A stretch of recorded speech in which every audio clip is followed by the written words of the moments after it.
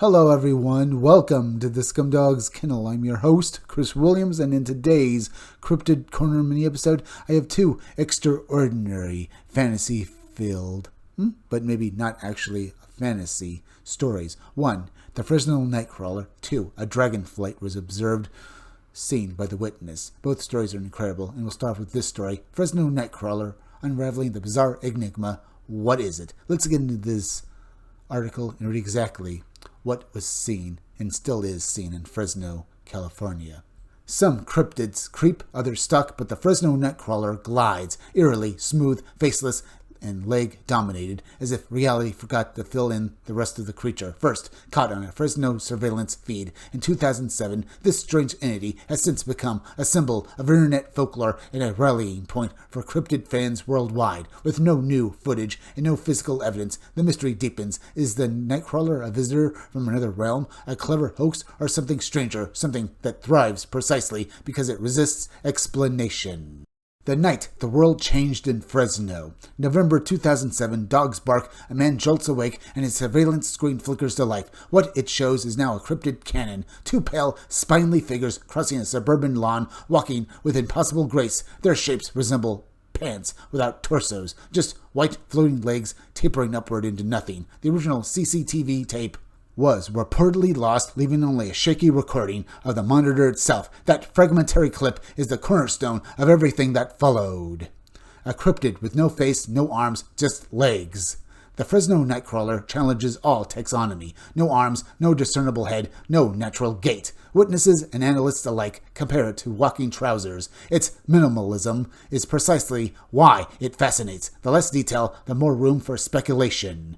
Beyond Fresno, echoes of the Nightcrawler. The creature's legend didn't stay contained. Reports and similar clips surfaced in Yosemite National Park 2011 and dubiously in other countries such as Poland. Whether authentic or opportunistic copycats, these stories show how one video seeded a global cryptid identity.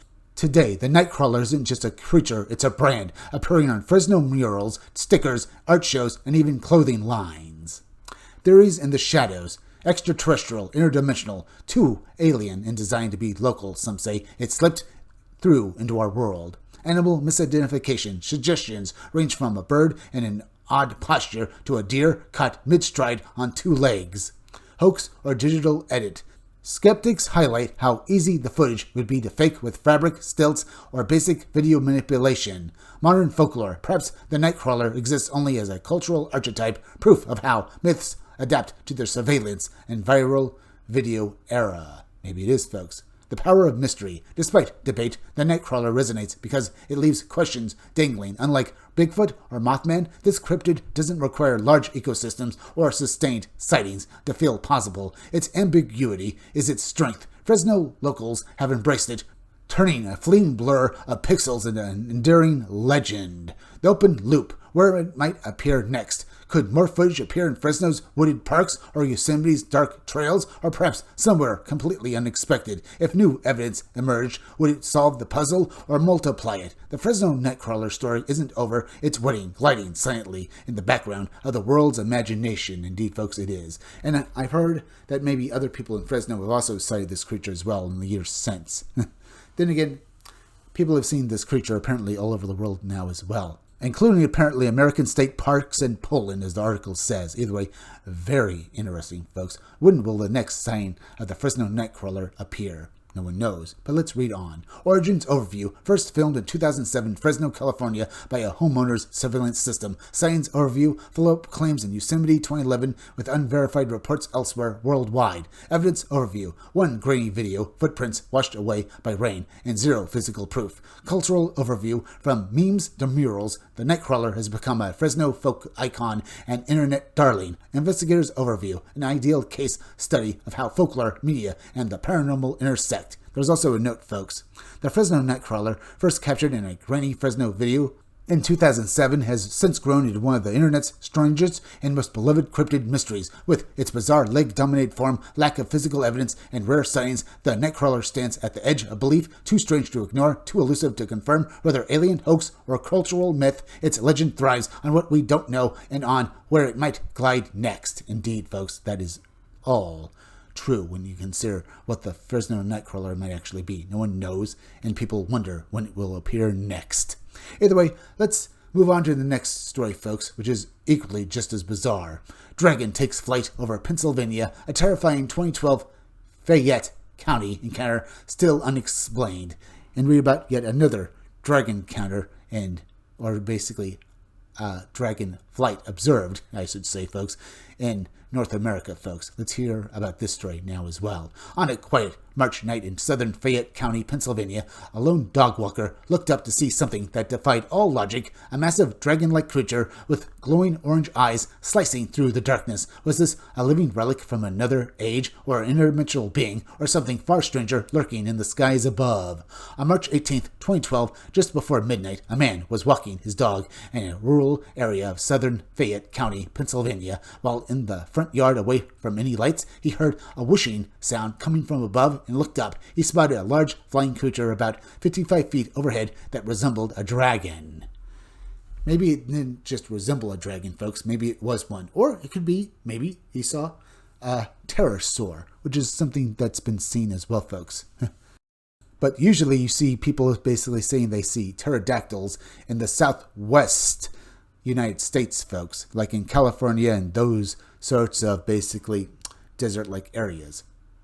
In Pennsylvania, that's kind of a surprise, isn't it, folks? You'd think you'd probably see something along the lines of, say, Mothman or Bigfoot. But it has been stated before, folks, that people have seen dragon-like entities on the eastern coast of North America as well, folks. So that's not that surprising that someone saw a dragon, or maybe even, well, a dinosaur in basically Pennsylvania. But is that true, folks? We just simply don't know. Let's read on, and then we could discuss this a bit more.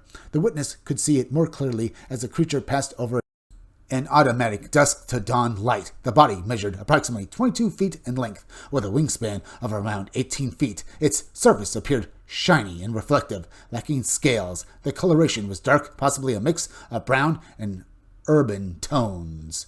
At the tips of its wings were talon-like fingers, numbering about 3 to 4. The structure of its wings seemed muscular and quite thick, unlike typical skin. The creature also had a rear fin on either side of its body and displayed an arrowhead-shaped tail. The observer noted 2 extended rear legs.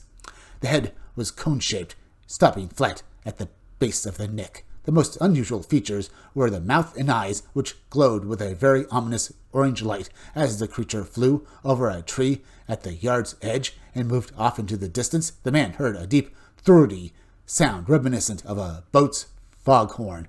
The entire sighting lasted about 10 or 20 seconds. The source of this story came from Stan Gordon. So, once again, we have to thank that man for sharing the story. What was this entity, folks? It sort of sounds like basically Red Eyes Black Dragon from the Yu-Gi-Oh! Anime and card, series as well. I have to say, folks, it literally sounds like it. But then again, I can't be for sure, because it sounds basically almost alien too. It could have been a pterosaur, folks, and this guy basically mistook the other features because he didn't know what he was looking at, or maybe he really did see a dragon or some sort of alien entity. I mean, for all we know, folks, this creature could basically be related to the Mothman sightings in Chicago or other flying cryptids, but we can't be for sure. It definitely sounds like a dragon, folks, but I'm not quite sure if it is or not.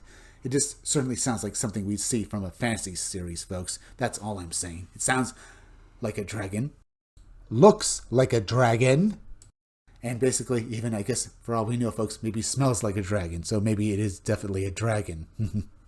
But we just can't be for sure. It certainly is an interesting story. And like the first one, folks, we can't prove it, but maybe these entities do exist. All we can do is basically, hopefully, one day prove that they do.